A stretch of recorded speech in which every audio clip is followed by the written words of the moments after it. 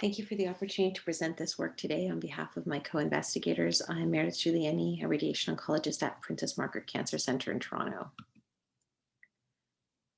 The COVID-19 pandemic has impacted all aspects of cancer care and the healthcare system more broadly, including large ramp downs in terms of service, things like cancer surgeries and cancer screening, the redeployment of healthcare professionals, including trainees, a rapid shift in the learning environment, and uncertainty, moral distress, and additional home commitments impacting people's ability to work and learn. We conducted an online survey in June of 2020 to trainee members of the Canadian Association of Radiation Oncology. This 82-item survey was adapted from a similar survey administered during the SARS pandemic. This graph situates the timing of this survey in terms of the downward trend of wave 1 in Canada.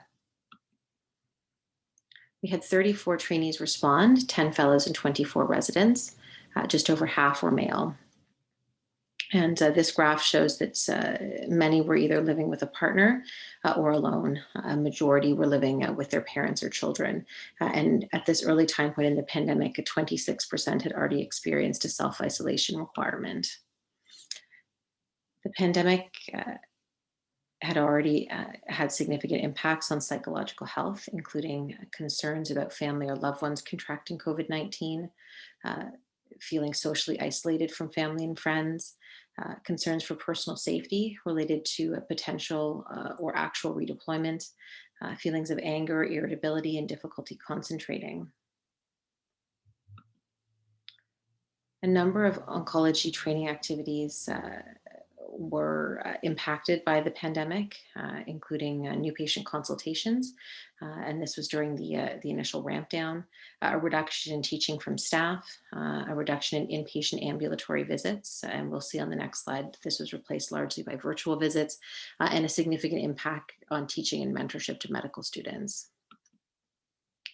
A number of activities were not significantly impacted by the pandemic. We saw an increase in virtual care, but only modest impacts on treatment management of patients and radiation contouring and planning.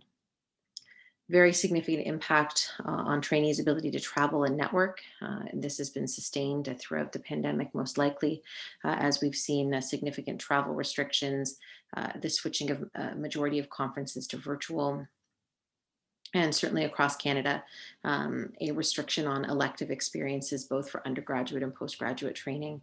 And some of these are going to extend into the next academic year.